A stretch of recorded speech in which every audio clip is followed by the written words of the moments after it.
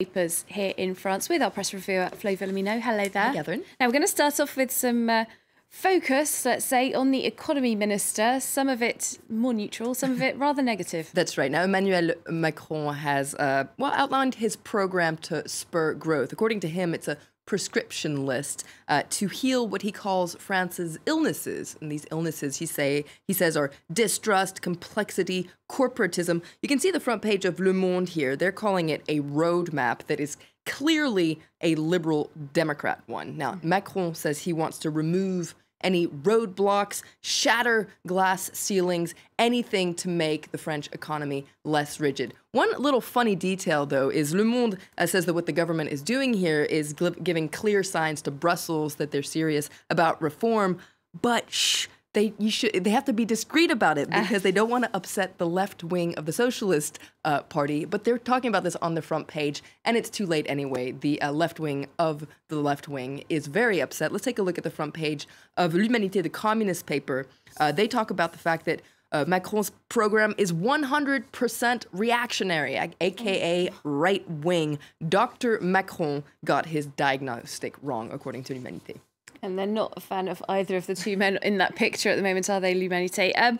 Let's look a bit more closely, though, what actual measures he announced. Well, he announced a loosening of regulation in various professions and also extending Sunday shop opening. But there's one thing that French press is really focusing on. He says he wants to open inner-city bus routes to counter the high cost of rail travel. So sounds like a pretty good idea. But what the French press is focusing on is the way he said it. To quote him, he said, "Why is this a good reform? Well, it will be an easy transport solution for poor people who can't travel." Now, a lot of people are saying this was kind of an awkward, clumsy way of talking about poor people, a snobby way of talking about poor people. And the thing is, it's not the first time that Macron has drawn criticism for being somewhat of a snob.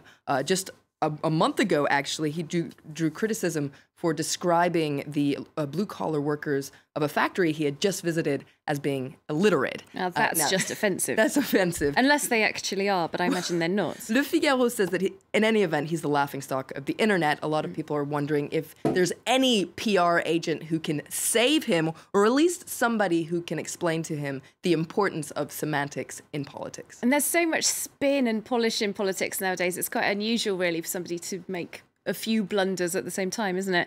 Let's stay with Le Figaro. They're outraged over some spending cuts for the military. That's right. That's the front page story for Le Figaro today. They're talking about the fact that the military is often the target of budget cuts.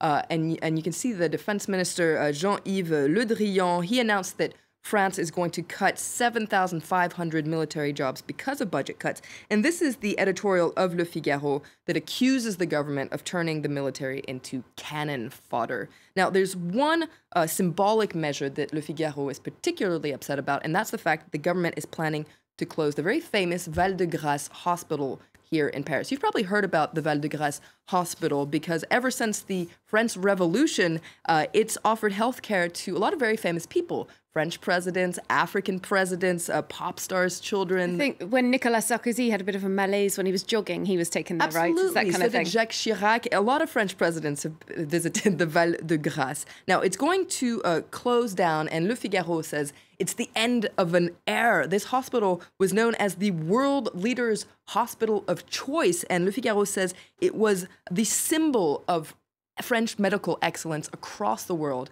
and that chapter is now closing.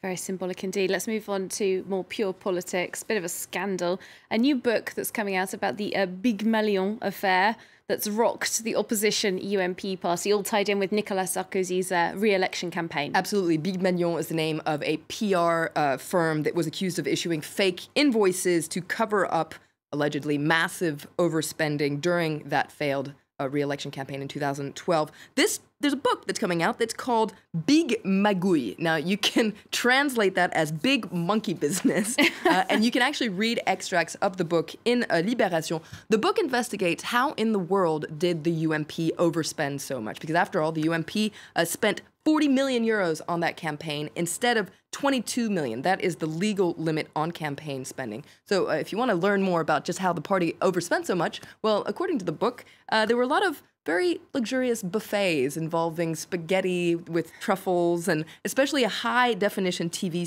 studio that followed Sarkozy around on his campaign trail. And while we're talking about Sarkozy, let's talk about a comment that he made yesterday that a lot of French papers are focusing on. This is at a campaign meeting. He was talking about the former president, Jacques Chirac, and he said, Chirac will always be a part of my life. I'll never forget how much I admired him when I started my political career. But do keep in mind, they're not the best of friends. So the papers are wondering, was he serious? Was he ironic? Was it just Sarkozy? Jacques Chirac famously said he was backing François Hollande against Sarkozy, didn't he? Not the best of friends. Not the best of friends. What's Sarkozy on about? Well, we'll have to look in Le Parisien to find out. Thanks very much, Flo Villamino.